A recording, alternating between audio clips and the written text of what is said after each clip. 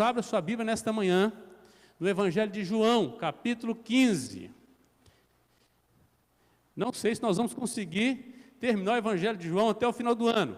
Creio que vamos. Hoje nós vamos falar um pouquinho agora sobre o capítulo 15 de João. O nosso tema é salvos para frutificar. Se você nasceu em Cristo Jesus, se você recebeu o bom Evangelho da graça de Deus, então o que se espera de você, o que os céus esperam, o que Deus espera de você, são frutos, muito fruto. Está entendendo? Crente infrutífero tem alguma coisa errada. Parece que ele não entendeu ainda o milagre que aconteceu na vida dele. João, capítulo 15.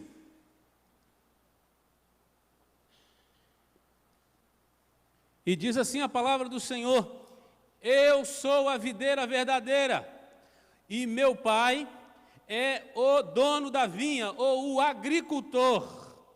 Todo ramo que estando em mim não der fruto, o que acontece? Ele corta. E todo que dá fruto, limpa, para que produza mais fruto ainda. Vós já estáis limpos pela palavra que vos tenho falado. Permanecei em mim, e eu permanecerei em vós. Como não pode o ramo produzir fruto de si mesmo, se não permanecer na videira, assim nem vós o podeis dar, se não permanecerdes em mim. Eu sou a videira, vós os ramos. Quem permanece em mim e eu nele, esse dá muito fruto, porque sem mim nada podeis fazer.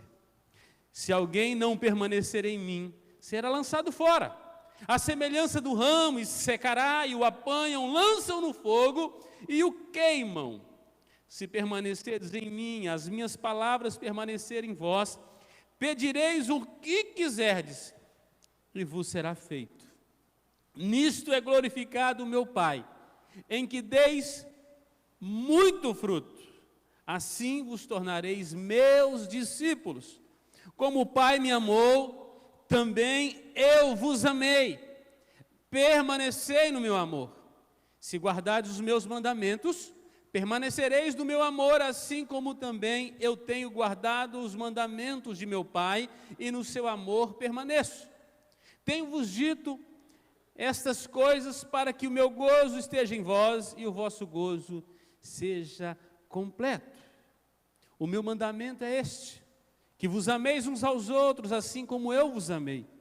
Ninguém tem amor maior do que este, de dar a alguém a própria vida em favor dos seus amigos.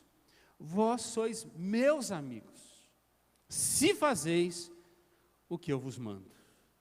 Já não vos chamo servos, porque o servo não sabe o que faz o seu senhor, mas tenho-vos chamado amigos, porque tudo quanto ouvi de meu Pai vos tenho dado a conhecer. Não foste vós que me escolhestes a mim, pelo contrário, eu vos escolhi a vós outros, e vos designei para que vades e deis fruto, e o vosso fruto permaneça, a fim de que tudo quando perdis ao Pai em meu nome, Ele vô-lo conceda. Isso vos mando, que vos ameis uns aos outros. Se o mundo vos odeia, sabei que primeiro do que a vós outros, me odiou a mim. Se vós fosseis do mundo, o mundo amaria o que era seu. Como todavia não sois do mundo, pelo contrário, dele vos escolhi, por isso o mundo vos odeia. Lembrai-vos da palavra que eu vos disse: não é o servo maior que o seu senhor. Se me perseguiram a mim, também perseguirão a vós outros. Se guardaram a minha palavra, também guardarão a vossa. Tudo isso, porém, vos farão por causa do meu nome, porquanto não conhecem aquele que me enviou. Se eu não viera, nem lhes houvera falado, pecado não teriam. Mas agora não tem desculpa do seu pecado. Quem me odeia, odeia também meu Pai. Se eu não tivesse feito entre eles tais obras, quais nenhum outro fez, pecado não teriam. Mas agora, não somente têm eles visto, mas têm odiado tanto a mim como a meu Pai. Isto, porém, é para que se cumpra a palavra escrita na sua lei. Odiaram-me sem motivo. Quando, porém, vier o Consolador, que eu vos enviarei da parte do Pai, o Espírito da verdade, que dele procede. Esse dará testemunho de mim, e vós também testemunhareis, porque estás comigo desde o princípio. Verso 16, todos juntos, por favor, vamos lá? Não foste vós...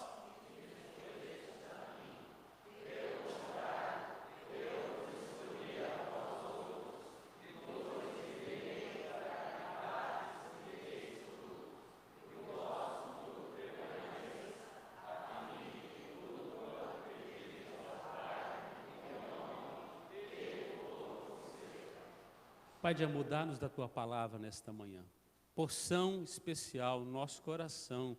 Por isso, ó Deus, abre o nosso entendimento para a palavra do Senhor, esta que foi lida e será explicada, que o Teu Espírito Santo, ó Deus, canalize a boa semente ao nosso coração, e já hoje, venha produzir frutos para a Tua glória e para Teu louvor, no nome de Jesus. Amém. Salvos para frutificar. Quando eu estava no segundo ano de seminário, Deus me deu a graça de casar. Uma loucura, né? Homem quebrado casando. Que bênção. E nós fomos morar num sobrado, em cima da casa de um presbítero da igreja do bairro Santa Cruz, em Belo Horizonte. Ficava perto do seminário, ficava perto do trabalho da Adriana, e as coisas facilitavam para nós. E na casa do senhor Josefino, esse presbítero, ele tinha uma pequena parreira, uma pequena vinha, uma pequena parreira de uva. E ela estava repleta de folhas. Estava bonito, estava tudo verde, dava uma sombra bonita, e ele sentava debaixo com o seu banquinho de madeira e ficava ali proseando. Ele e Dona Neida. Mas um dia eu estou da minha janela e o senhor Josefino está fazendo uma covardia com a parreira. Ele está arrancando tudo que é folha, cortando alguns ramos. E quando ele termina, eu desci para brigar com ele, falando, senhor Josefino, estava tão bonito, o senhor está estragando o negócio. Um homem de 90 anos fazendo um negócio desse. Ele falou, filho, espera e verás. Você conhece João 15? Vai se cumprir aqui. E dias depois, eu estava me deliciando daqueles cachos de uva carregados. Deu bastante uva. A poda aconteceu no tempo certo. Ele sabia o que estava fazendo. Aquilo que parecia um sofrimento, algo sem propósito, na verdade fazia parte de um propósito da frutificação. Da frutificação. Amados, em todo o Antigo Testamento nós encontramos o povo de Israel, a nação de Israel, como sendo a vinha de Deus, a videira de Deus, a plantação de Deus, que deveria produzir seus frutos perante as nações, para a glória de Deus. A palavra de Deus diz em Gênesis 12, versículo 3, que através daquela videira, através de Abraão, todas as famílias da terra seriam abençoadas, e só seriam abençoadas também através da família de Abraão, que era uma videira, era uma vinha.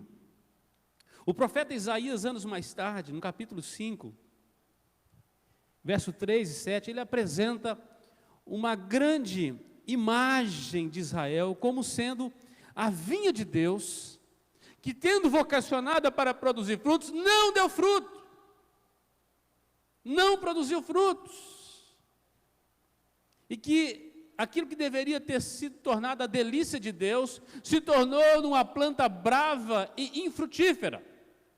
Diz o texto, agora pois, moradores de Jerusalém e homens de Judá, se puder colocar, querida, por favor, ou quem está lá, Isaías 5, 3 a 7.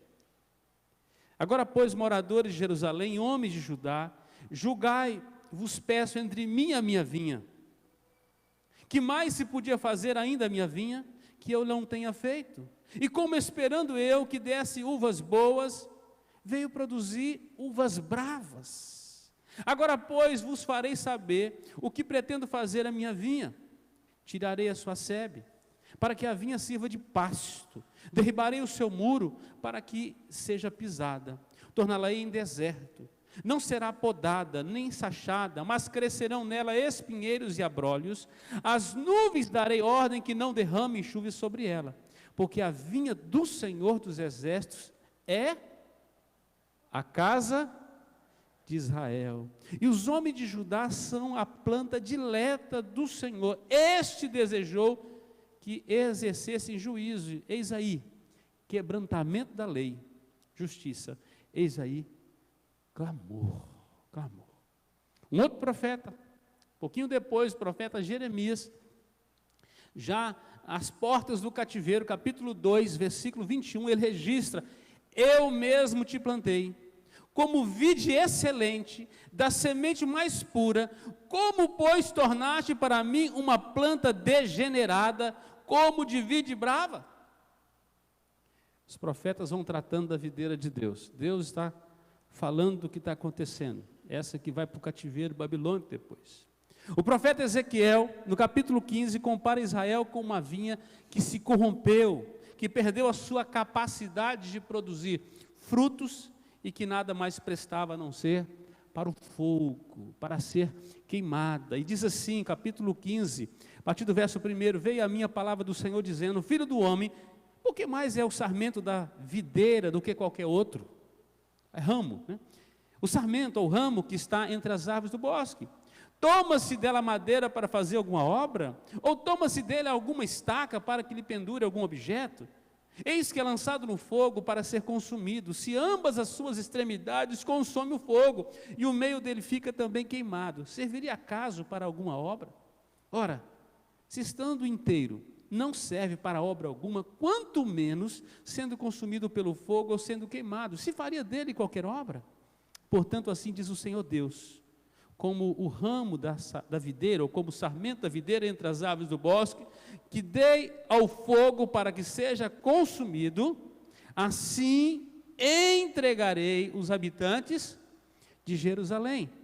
Voltarei o rosto contra eles, ainda que saiam do fogo, o fogo os consumirá. E sabereis que eu sou o Senhor quando tiver voltado o rosto contra eles.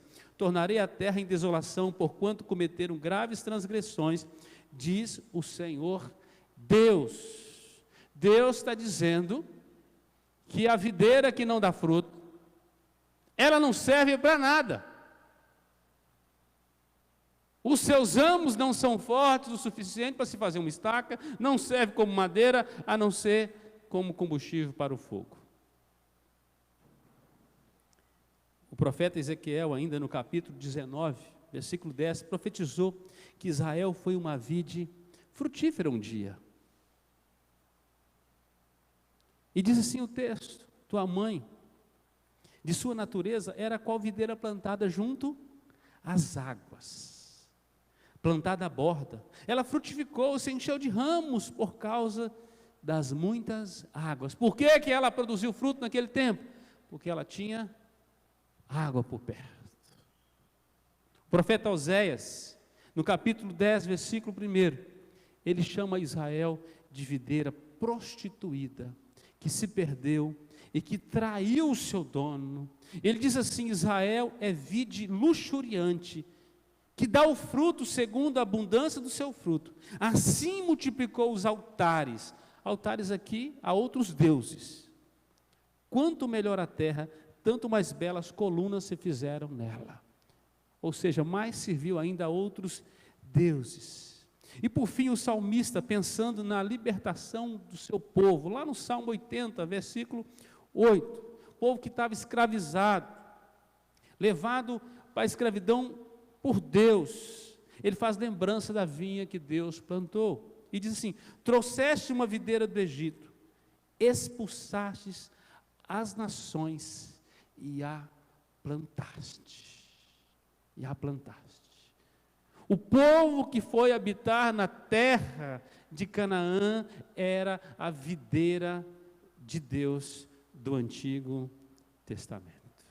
Era a videira de Deus.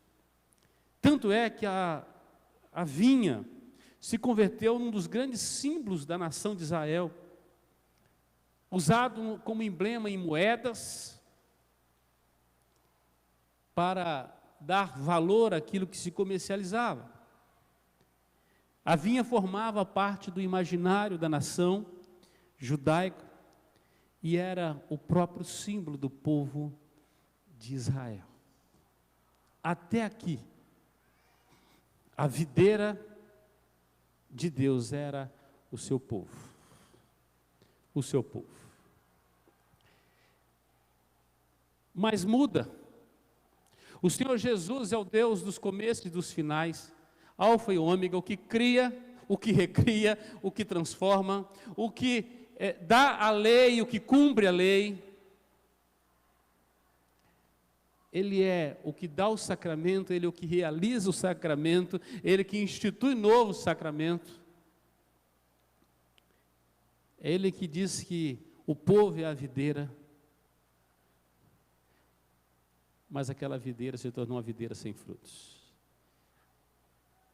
Ele está dizendo que aquela videira não era a videira verdadeira.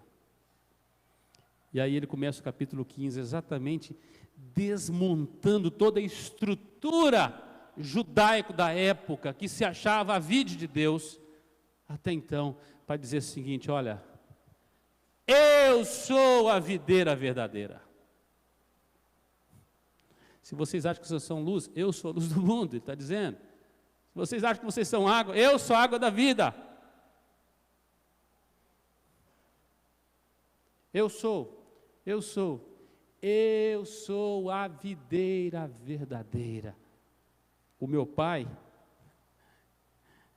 é o dono da videira. Eu só faço o que o dono quer. E vocês são ramos da videira. Ramos da videira. O Senhor Jesus está falando aqui da união mística que nós temos com Ele, da relação como igreja. Só somos videira se nós estivermos ligados na vide, se nós estivermos conectados na verdadeira videira. E eu queria, a partir desse texto, trazer e destacar aqui alguns aspectos que são conhecidos nesta porção. E eu vou ser breve, espero. O primeiro aspecto aqui é que a videira verdadeira e real é Jesus. A palavra para videira aqui é aletinos, que vem de aletheia, de verdade, real e absoluta, aquilo que é genuíno, que não pode ser falsificado. Este é Jesus. Ele está quebrando todo um paradigma do Antigo Testamento, dizendo assim: olha, eu sou a videira que não se degenera, que não se esmaece, que não perde o seu valor, que não deixa de dar frutos. Por que Jesus utiliza esta expressão de ser a videira verdadeira?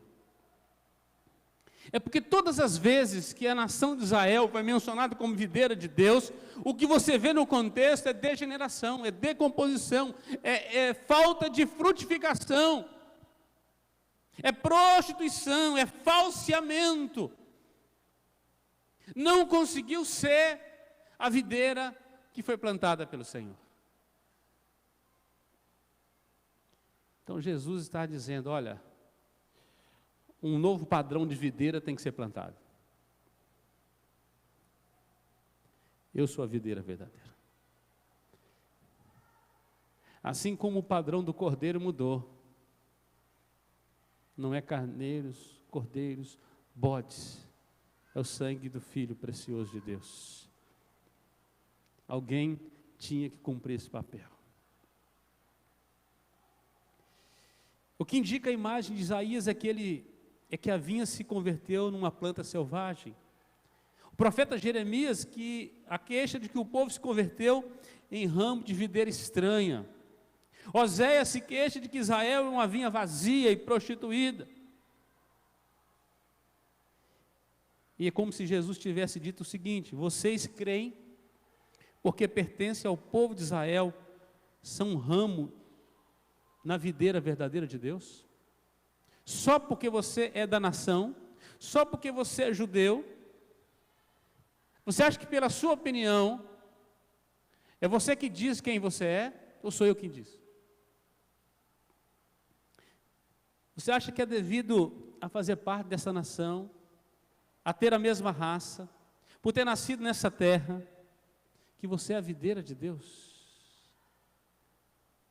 Ele vai dizer: não foi vocês que me escolheram para ser videira, fui eu que escolhi.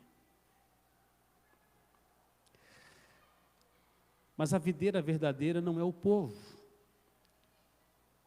Ele vai dizer porque o povo é uma videira degenerada. Aí ele vai falar aqui praticamente do caráter da corrupção da humanidade.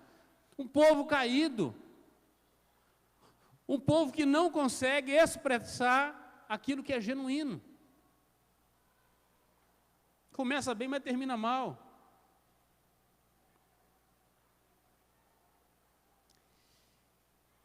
E foi isso que os profetas perceberam e profetizaram, conforme eu já mencionei. Jesus está afirmando o seguinte: eu sou a videira real, a videira verdadeira. Não é o fato de ser judeu que você será salvo. Meus irmãos, vocês têm que ter ideia do que Jesus está confrontando nesse capítulo. Todo um sistema. A única coisa que pode gerar vida, produzir vida, salvar, é manter a comunhão viva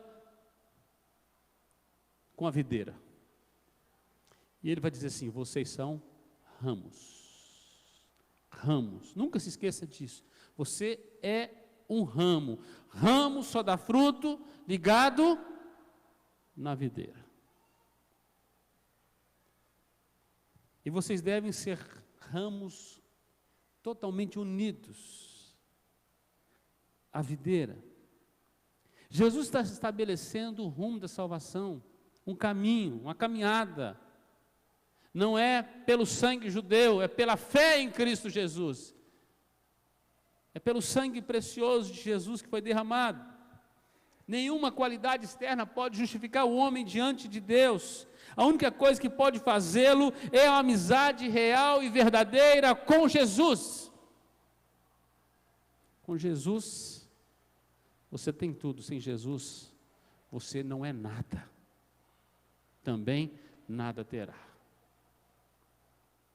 O primeiro aspecto, então, é que Jesus é a videira verdadeira. Ele é o que é genuíno, o que é autêntico, o que não se degenera. É nele que a nossa vida precisa estar firmada. O segundo aspecto aqui é que nós somos os ramos da videira verdadeira. Nós somos os sarmentos da videira. Nós somos os ramos. Do versículo 4 ao versículo 6, é isso que ele vai tratar. Nós somos os ramos. Jesus está dizendo que só existe vida no ramo que estiver ligado na videira. Todo ramo cortado, ele seca. Todo ramo desconectado de Jesus, ele seca. O ramo secará, morrerá e será queimado. E ele diz: permanecei em mim e eu permaneço em vocês. Como o ramo não pode produzir fruto de si mesmo, se não permanecer na videira, assim nem vós podeis dar fruto, se não permanecerdes em mim. Verso 6, se alguém não permanecer em mim, é uma condição e é uma ameaça, será lançado fora. Está dizendo, é uma promessa. A semelhança do ramo, e secará, e o apanham, lançam no fogo e o queimam. Nós somos os ramos da videira. Que ramos somos? Se o Senhor Jesus, ele faz todo um contraste, ele condena toda a videira prostituída do Antigo Testamento, ele se faz a videira exatamente para dizer assim, olha, porque ligado naquela videira antiga, todos nós estaríamos mortos nos nossos delitos e pecados. Deu para você entender? Todos que estivessem ligados a um judaísmo morto, que não era a videira verdadeira, morre com ele. Ele está dizendo, mas eu sou a videira. Vocês são os ramos desta videira. O papel de vocês não é de videira, é de ramo. A função do ramo é a frutificação. É a frutificação. O terceiro aspecto aqui entra exatamente aí, que está no versículo 2. A vocação dos ramos é produzir frutos. Diz o versículo, todo ramo, vamos ler juntos? Que estando em mim, não der fruto, ele o corta, e todo que dá fruto, limpa. Então, a vocação dos ramos é produzir frutos. Crente com 5, 10, 15, 20, 30 anos da igreja, sem frutos, vai ser queimado. Eu não posso crer numa doutrina da eleição, da salvação, sem frutificação. Não existe. Não é para você dizer assim, eu sou presbiteriano. Eu quero dizer para você que quem está na entrada do céu, na lista, não tem nome de presbiteriano para entrar lá. Tem que ser ramo frutífero. Nós somos salvos pela graça, mas para o serviço, para as obras, para a frutificação. É por isso que nós temos que mudar o aspecto de assistentes de culto para um povo que trabalha no reino de Deus. Meus irmãos, nós precisamos vir no domingo aqui, é para entregar ao Senhor um serviço, uma missão cumprida durante a semana, que nós anunciamos o Evangelho para as pessoas, nós curamos feridos, nós visitamos as pessoas, nós agimos segundo a ordem do Senhor Jesus.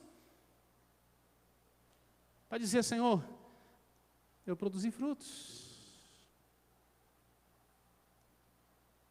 Se não estiver produzindo frutos, você vai precisar pedir para o Senhor, então poda-me, Senhor, para que eu possa produzir frutos. A vocação dos ramos é a frutificação. Repita comigo, a minha vocação é produzir frutos. É produzir frutos. Essa é a minha vocação. Terceiro aspecto aqui, é que os ramos infrutíferos são cortados.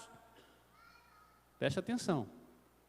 Ramo infrutífero é cortado. Ramos frutíferos são podados. Corte e poda são coisas estabelecidamente diferentes. Eu gostei de uma frase que eu peguei de John Drape. É melhor ser podado para crescer do que ser cortado para queimar. Preste atenção nessa.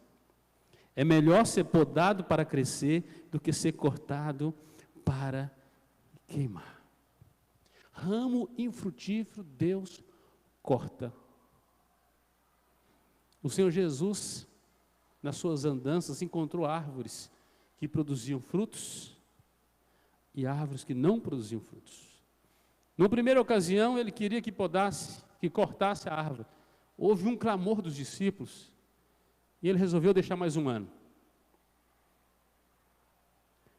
Isso tem a ver um pouco com a misericórdia de Deus. Mas no outro caso, ele amaldiçoou e ela secou. Aí vai, pelo nível de misericórdia que Jesus quer manifestar no dia. Não é eu e você para definir isso. Ramo que não produz fruto, ramo infrutífero, ele deve ser cortado. E ramo que está dando fruto, podado. Eu brigando com o Josefino, porque a videira produzia fruto lá. Mas se não houvesse a poda, ela não ia produzir tanto.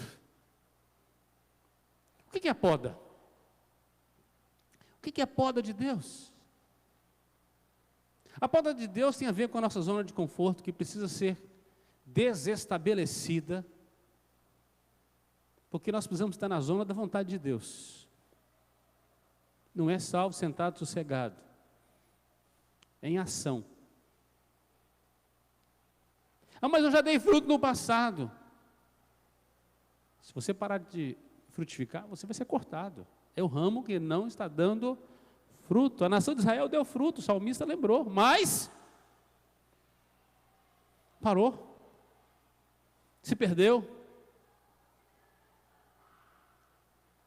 Vocação do ramo é frutificar. Ramo que não está dando fruto, ou que está dando pouco fruto, tem que ser podado. Muitas tribulações têm a ver com poda. Por que você passa por provação? Porque Deus está podando você. É para você frutificar. Se você não entender, pode ser que Ele lance mais uma.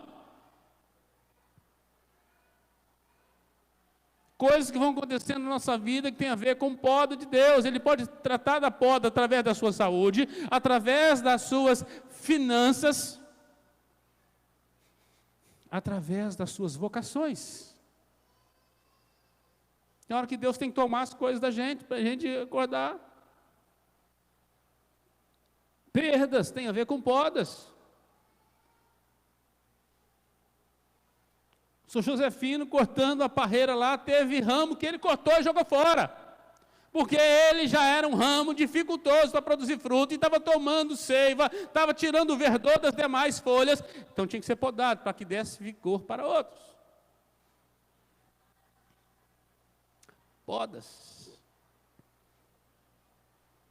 Qual é a poda que Deus está fazendo na sua vida, se você não entendeu? Tem hora que Deus marca um encontro com a gente, fala assim, ó, hoje é o dia, porque eu sou o dono da vinha, Jesus é a videira, meu filho é a videira, você é ramo.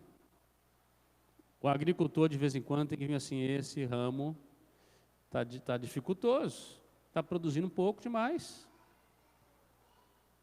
A Bíblia fala sobre talentos, que ele deu 5 a um, 2 a outro, e 1 a outro. O que ganhou 5, negociou consigo outros 5, quem tinha 2, negociou consigo outros 2, mas quem tinha 1, escondeu o talento. O que tinha 5 e multiplicou, o que tinha 2 e multiplicou. Jesus deu uma palavra muito orientada, dizendo, foste fiel no pouco, poda, sobre o muito, te colocarei. E quem não frutificou?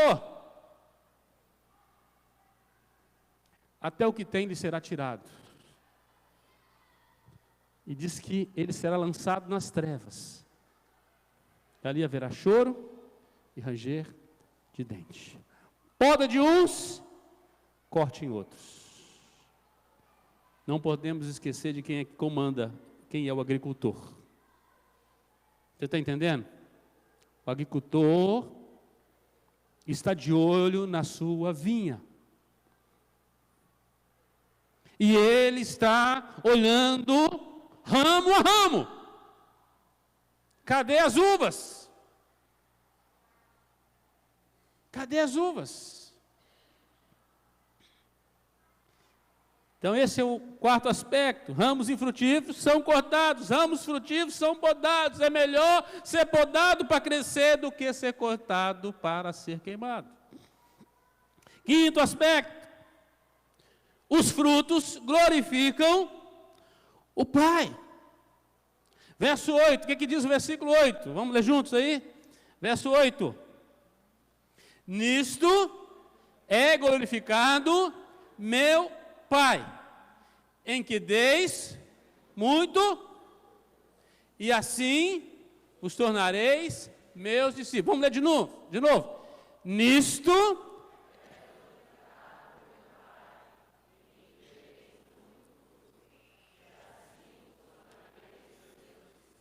Para se tornar discípulo, tem que produzir discípulos. Está entendendo? Tem que estar produzindo discípulos. É ramo que está dando fruto. E diz que é nisto que é glorificado o meu Pai.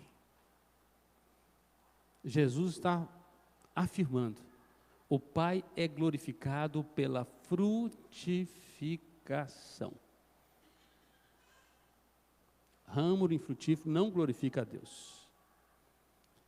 Talvez você tenha todo o conhecimento bíblico, doutrinário e teológico que esta igreja pode favorecer a você, mas você é cabeça grande, corpo mirrado, não produz fruto. 20 anos frequentando a escola dominical, não entendeu. Tudo que você aprende na palavra de Deus é para frutificação.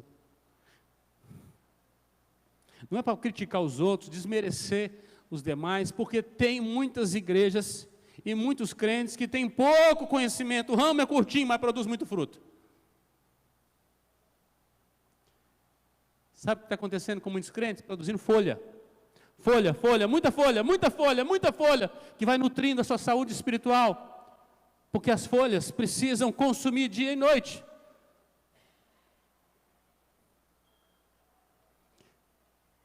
Tem que tirar as folhas para produzir frutos. E frutos de boa qualidade.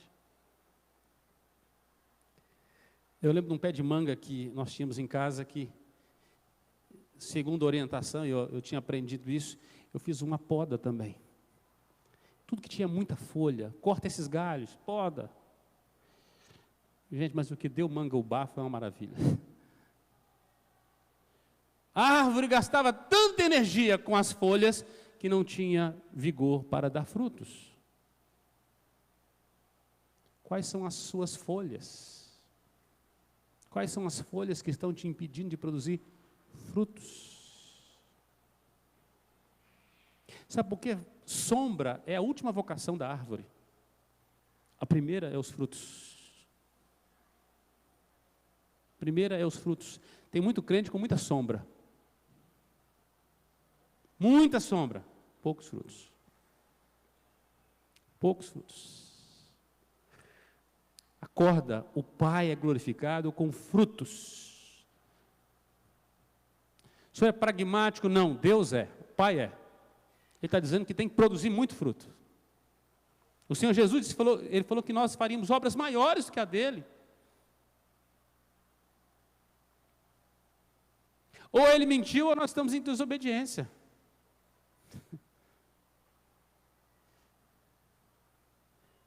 Deu para entender? Frutificação. Amados, a colheita desta igreja será do tamanho da nossa frutificação, que cada crente, você tem relacionamento no trabalho, tem relacionamento na escola, tem vizinhança, você tem pessoas à sua volta. O que está te impedindo de dar frutos? Talvez sejam as folhas que são demais. Eu não sei quais são as suas folhas, mas elas estão dando muita sombra. E não está impedindo a frutificação. Pastor, mas eu estou dando fruto, louvado seja Deus, Ele vai te podar para você produzir muito mais. Muito mais. O bom é que não é um ramo que está conectado ao outro, o ramo que está conectado é a videira. É impossível estar conectado à videira e não produzir frutos.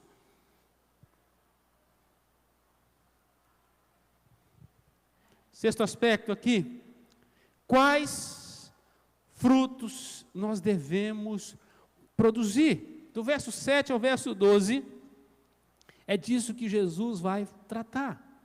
Ele usa muito a palavra permanecer, a ideia de conexão, de estar ligado, porque ramo desconectado, que não permanece na videira, é igual brasa que se afasta do braseiro, ela se apaga, ok?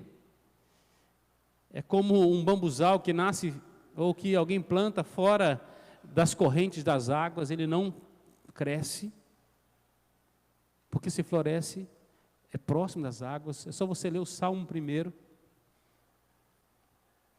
Diz que antes o justo, ele tem prazer na lei do Senhor, na lei do Senhor ele medita de dia e de noite. Ele é como árvore plantada junto à corrente de águas, e que no devido tempo dá o seu fruto. este é rico em seiva e verdor, porque ele está conectado.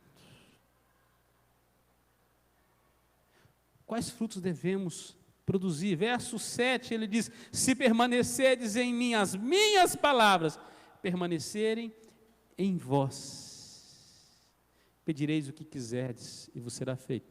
Permaneça na palavra. Na palavra. Tudo veio existir pela palavra de Deus, e pela palavra de Deus tudo subsiste, cresce. É na palavra.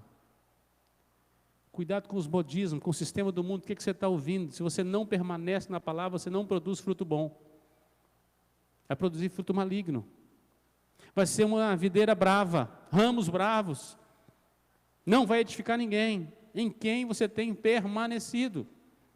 E quem permanece na palavra, diz o texto que pede o que quiser e vai ser feito. Mas o que quiser, pastor? Sim, quem permanece na palavra, o que quiser. Mas o que eu quiser, sim. Porque quem permanece na palavra vai querer o que Deus quer, vai amar o que Deus ama, vai odiar o que Deus odeia, vai pedir o que Deus quer te dar. Talvez você esteja pedindo coisas más, porque você está vivendo fora da palavra. Você pede e não recebe, porque não sabe pedir. Não é segundo a palavra, não está havendo permanência. Outro, do verso 9 em diante, ele vai falar o seguinte: como o Pai me amou, também vos amei, permanecei no meu amor. Permanência no amor ao próximo, no amor a Deus, no amor ao reino de Deus. Quem permanece na palavra aprende a amar a Deus. Quem aprende a amar a Deus, obedece os seus mandamentos, porque o amor é comprovado pela obediência. Só ama de fato quem obedece. Assim é relacionamento com Deus. Sem obediência não há amor. Amor é provado pela obediência. Ele é comprovado pela obediência. Verso 17, vamos ler juntos. Verso 17, por favor, coloca aí. Vamos lá? Isto vos mando, que ameis uns aos outros. O que Jesus está fazendo? Está pedindo para a gente, está sugerindo para a gente, ou ele está dando uma ordem? Ordem. O soldado sabe que quando o general dá uma ordem, ele só tem uma opção: a obediência. A obediência. O amor é comprovado pela obediência. Fruto da obediência é comprovado no amor. Se você ama, você guarda os mandamentos. Se você ama, você obedece. E aí eu quero só lembrar você, Jesus deu uma ordem na despedida dos discípulos. Ele disse: olha, vocês vão receber poder quando o Espírito Santo descer sobre vocês. E a ordem é: façam discípulos. Frutifiquem. Frutifiquem. Frutifiquem. É a ordem. Sétimo aspecto. A frutificação é comprovada na amizade com Jesus. Verso 13 e 14. Ninguém tem amor maior do que este, dar a própria vida em favor dos seus amigos. Vós sois meus amigos, se fazeis o que eu vos mando. Jesus provou o seu amor de amigo ao se entregar por nós na cruz. De amigo verdadeiro. Vida na vida. Vida pela vida. O amor mais especial. O amor da amizade do Pai. A Bíblia diz que Deus nos amou, e Ele já não chama nem de servos, não nos chama de trabalhadores, de funcionários, diz que nos chama de amigos. Amigos. Frutificação pela amizade. A amizade, ela é confirmada na obediência. Vocês são meus amigos, se fazer o que eu mando. Jesus estava dizendo para os discípulos: olha, se vocês não me obedecerem, não há amizade. não há amor, não há relacionamento.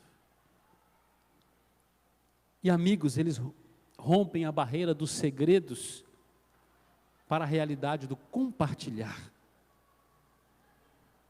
Diz que aos servos, o patrão não conta seus segredos, não conta seus planos mais especiais, mais eternos. E diz o versículo 15, já não vos chamo servos, porque o servo não sabe o que o seu Senhor faz, mas tenho chamado amigo, porque tudo quanto ouvi do meu Pai vos tem dado a conhecer. Se Jesus não fosse de fato nosso amigo, Ele esconderia de nós o Pai. Ele não manifestaria sua glória a nós. Ele não revelaria a sua palavra e nem nos deixaria a promessa do seu Santo Espírito. A amizade verdadeira é aquela que tem a capacidade de expor os seus maiores segredos. Paulo vai dizer que esse segredo foi guardado na eternidade. O mistério que Paulo revela, o Evangelho. E Jesus entregou o Evangelho para nós. Quem entende o Evangelho, entende o que é ser chamado de amigo de Deus, o que é andar com Deus, capacidade de entrar no quarto secreto, o Pai que te vê em secreto, você rasga o seu coração diante dele e fala tudo aquilo que inquieta a sua alma, que te preocupa, e pede para ele revelar seus planos. E ele vai dizendo para você assim, é por aqui que eu quero que você anda. É por aqui que eu quero que você anda. Por aqui vai dar mais certo. Essa aqui é a minha vontade.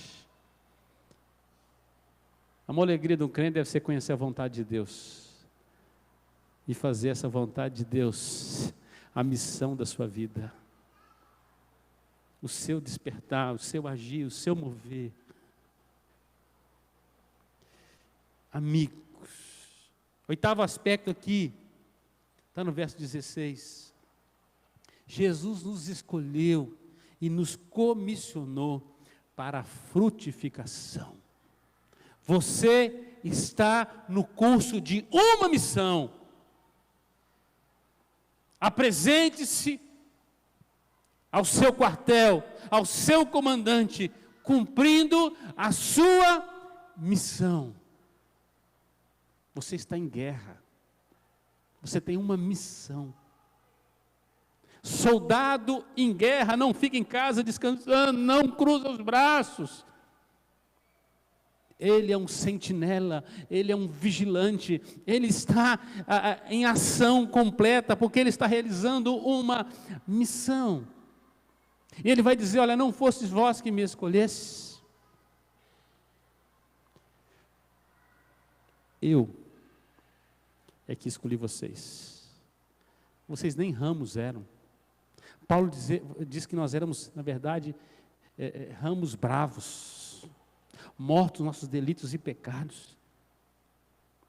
Mas diz que nós somos enxertados na videira verdadeira. Ele nos conectou a Ele, nos deu vida. Não foi você que me escolheu, está dizendo, eu que te escolhi, para que você vá. É missão. E dê fruto. Fruto que permaneça. Não é fogo de palha que Jesus está chamando. É fruto. Não é correr 30 metros achando que ganhou a corrida. Crente que chega na igreja muito empolgado. Faz tudo muito bem durante 30 dias. Depois de 30 dias coloca a língua de fora e quer entregar a missão para os outros. Permanência. Perseverança dos santos. No dia de você começar bem, você tem que terminar a sua corrida. Tem que terminar a sua corrida. Haverá um dia que você vai fechar os olhos nesta vida e você vai ter que entregar um bastão dizendo para o Senhor Jesus, corri muito bem o meu tempo, produzi os frutos,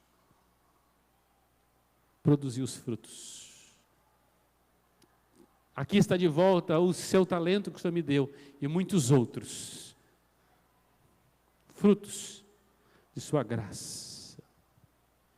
Jesus nos escolheu, nos comissionou para frutificação.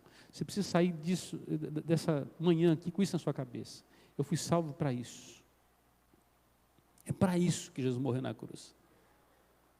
Jesus não morreu apenas para me salvar,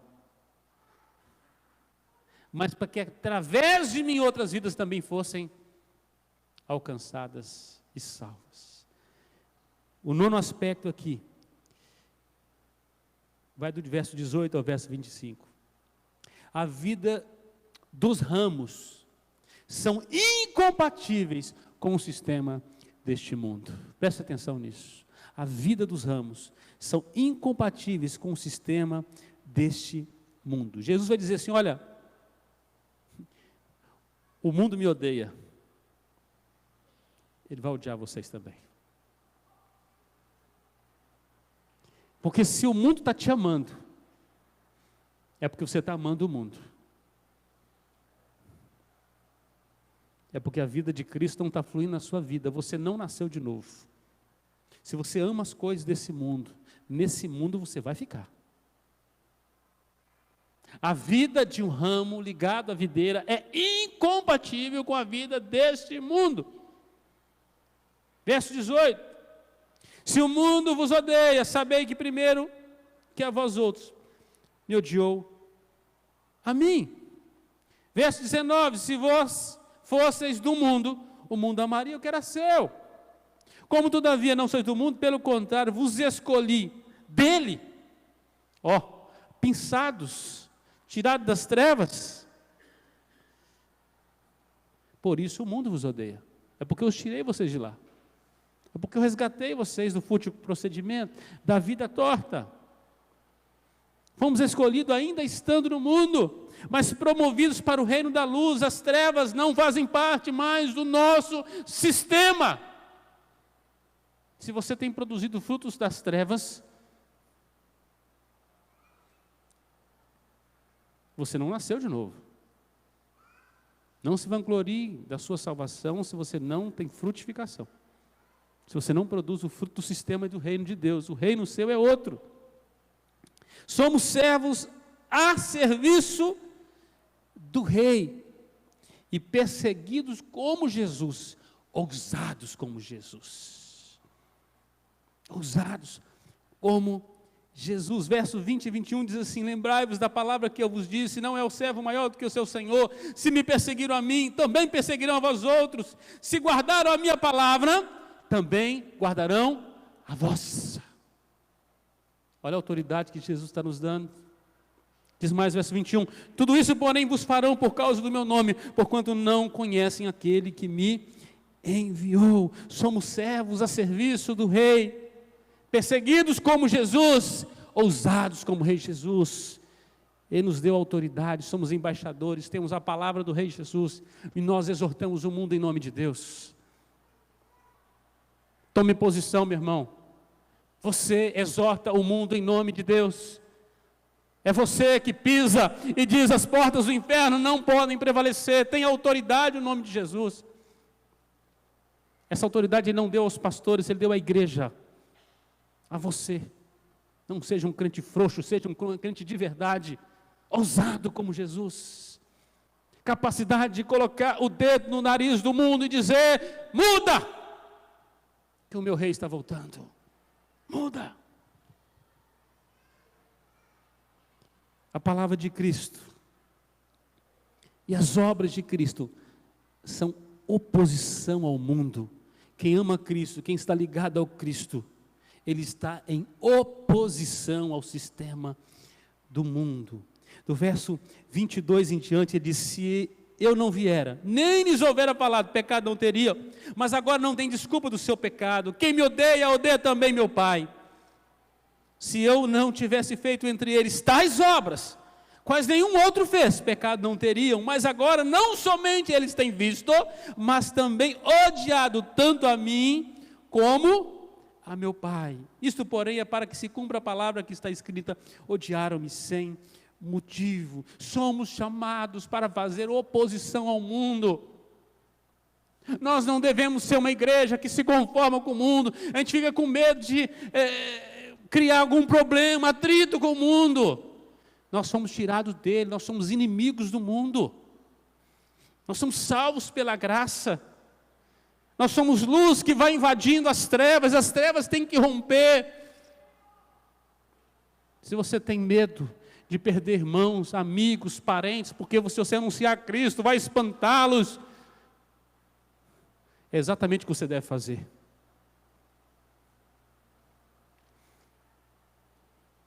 Tem gente que acha que em velório você tem que dar palavra doce. A palavra em velório não é para salvar o defunto. É para salvar e confrontar as trevas que estão ali. Pessoas com os corações sem esperanças em Deus. Porque o consolo vem do Espírito Santo e a palavra através do pregador. Profetiza ao vale de ossos secos. Senão eles vão continuar secos, sequíssimos. Pregue a palavra. Quer seja oportuno, quer não, abra sua boca, confronta o pecado. Mas se me perseguirem, Jesus diz que nós vamos ser perseguidos. Se você não está sendo perseguido, irmão, é porque você está no sistema errado. Eu quero dizer para você que existem 2 sistemas de contramão, você vai ter que andar num deles. Ou você anda na contramão do mundo, ou na contramão de Deus. E ele vai passar por cima de você como rolo compressor, com seu juízo. Ou você anda no curso contrário ao mundo, confrontando o sistema do mundo, amando a Cristo. Porque se você tem o Espírito de Cristo, então você é um filho dele, do reino dele, salvo por ele, mas vai ser perseguido nesse mundo. Você está em oposição. Todos os dias você está indo para a guerra, anda bem armado, irmão. Bem armado. Não se descuide, você está em guerra, tem hora que tem que atirar. Seja cheio do poder de Deus. Por fim, o 10º aspecto aqui, vai do verso 26 a 27, o Espírito Santo é quem nutre os ramos para a frutificação. Repita comigo, o Espírito Santo é quem nutre os ramos para a frutificação. Jesus disse para os discípulos, vocês fiquem em Jerusalém, até que do alto sejais revestidos de poder. Atos 1, verso 8. O que diz lá? Mas recebereis poder ao descer sobre vós o Espírito Santo. Então vocês vão ser minhas testemunhas em Jerusalém, nas imediações da Judeia, na terra dos samaritanos, inimigos, e nos lugares mais distantes, nos confins da terra. Cheio de poder, cheio de poder. É o Espírito Santo quem empodera a igreja. O Espírito Santo é quem nutre os ramos para a frutificação. Ele é a seiva da vida. Você precisa ser vitalizado pelo Espírito de Cristo, pelo Espírito Santo. Verso 26 e 27 diz: quando porém vier o Consolador, que eu vos enviarei da parte do Pai, o Espírito da verdade, que dele procede, esse dará testemunho de mim, e vós também testemunhareis, porque estás comigo desde o princípio. Vocês vão testemunhar, vocês vão frutificar, vocês vão produzir frutos, porque o Espírito Santo vai empoderar vocês para isso.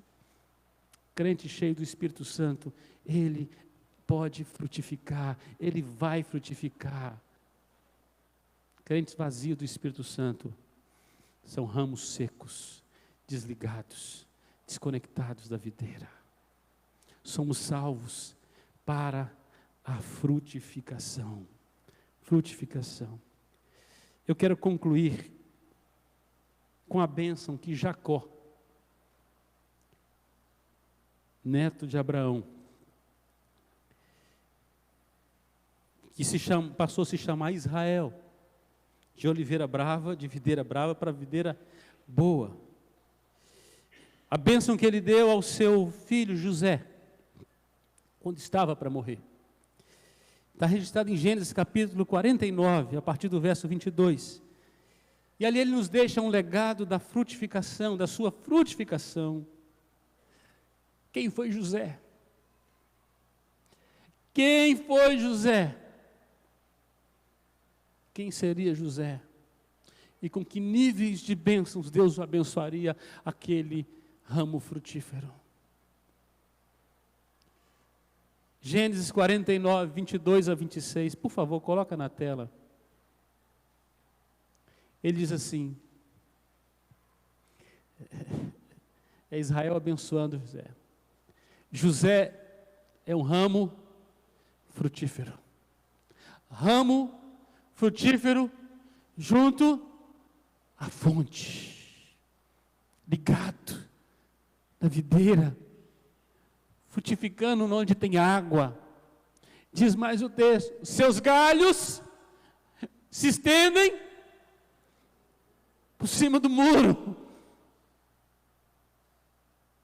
José não abençoa somente o Israel, nação, ele abençoa o mundo. Ramos que dão frutos, que desaguam em outras vidas. Os flecheiros lhe dão amargura, atiram contra ele e o aborrecem, porque a árvore que dá fruta é assim que o povo faz. Começa a produzir frutas, esse pessoal começa a derrubar as frutas. Mas diz assim, o seu arco, porém, permanece firme, os seus braços são feitos ativos pelas mãos do poderoso de Jacó, sim, pelo pastor e pela pedra de Israel, pelo Deus de teu pai, o qual te ajudará, e pelo Todo-Poderoso El Shaddai, o qual te abençoará com a bênção dos altos céus. Preste atenção que as bênçãos que Deus está derramando sobre esta geração. Bênção dos altos céus, com as bênçãos das profundezas, com a bênção dos seios e da madre. A bênção de teu pai excederão as bênçãos de meus pais, até o cume ao cimo dos montes eternos. Estejam elas sobre a cabeça de José e sobre o alto da cabeça do qual foi distinguido entre os seus irmãos, porque ramo frutífero, ele se destaca. Ele se destaca. Não tem um lugar desse universo onde as bênçãos não acompanhariam a vida de José. E José, antes de morrer, ele diz assim, vivi no Egito muito tempo, fui uma bênção aqui. Mas quando eu morrer, enquanto Deus visitar vocês, tire meus ossos daqui. Não quero ficar nenhuma unha aqui. Eu sou da Terra Santa. Eu sou do povo santo. Eu sou uma bênção. Somos salvos para a frutificação. Jesus nos escolheu antes da fundação do mundo para que dessemos muito fruto e que o nosso fruto permanecesse. Pergunto, quais os frutos estamos produzindo? Quantos frutos estamos produzindo?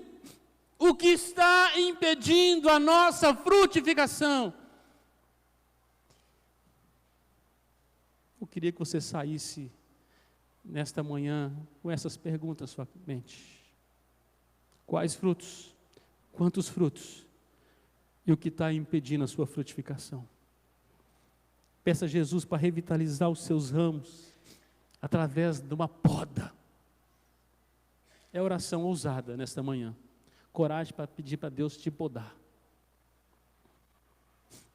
Para você produzir frutos. Porque do contrário, os ramos serão cortados. A sua vocação é a frutificação. Eu queria que você orasse com alguém nesta manhã. Pela poda de Deus, pela frutificação nesta vida, para Deus tirar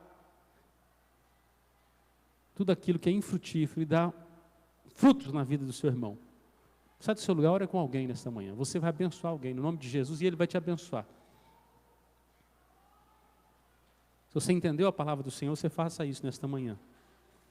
Você vai abençoar alguém. Fala, olha, eu quero ver você frutificando, meu irmão, em nome de Jesus. Não precisa ser longa a oração, mas que ela seja verdadeira. Que seja a oração que agrada a Deus nesta manhã.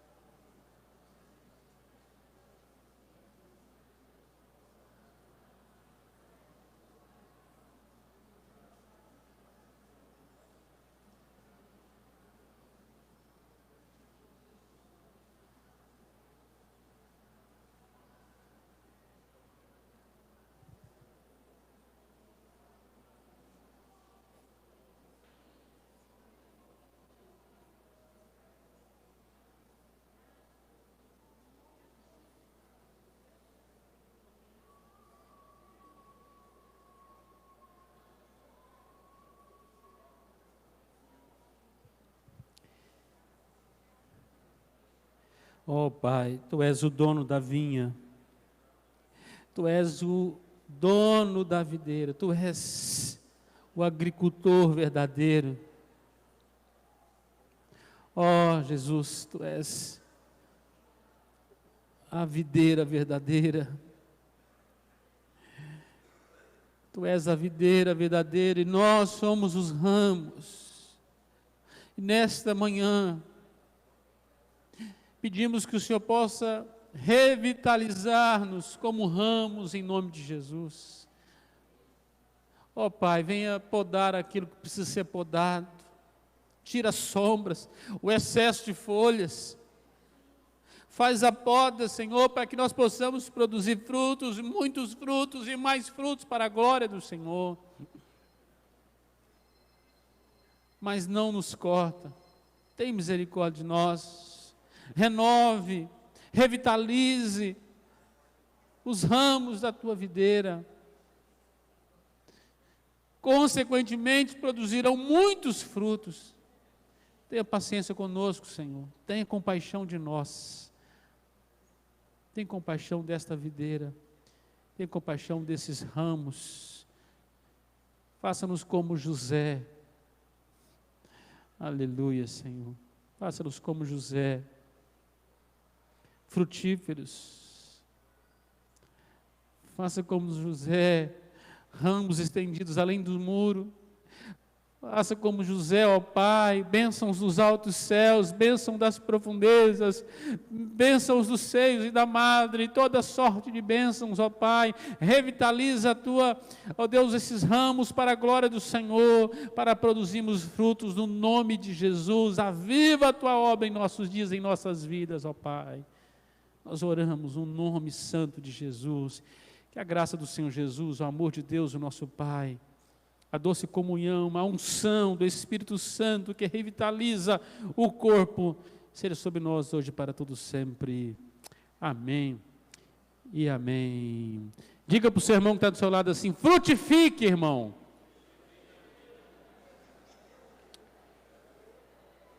Amém. Amados, nós temos hoje a última aula da escola bíblica do ano, tá bom? Última aula, você pode tomar um cafezinho, uma água, tá bom? Usar o banheiro. ir para a sua classe, ter a aula, tá bom? E nós vamos hoje até 10 para as 11. 10 para meio-dia, desculpa, tá bom? Até 10 para meio-dia, ali nós encerramos. Deus te abençoe, boa aula, bom domingo, nos encontramos logo mais, celebrando a ceia do Senhor, batismos, uma festa. Deus te abençoe.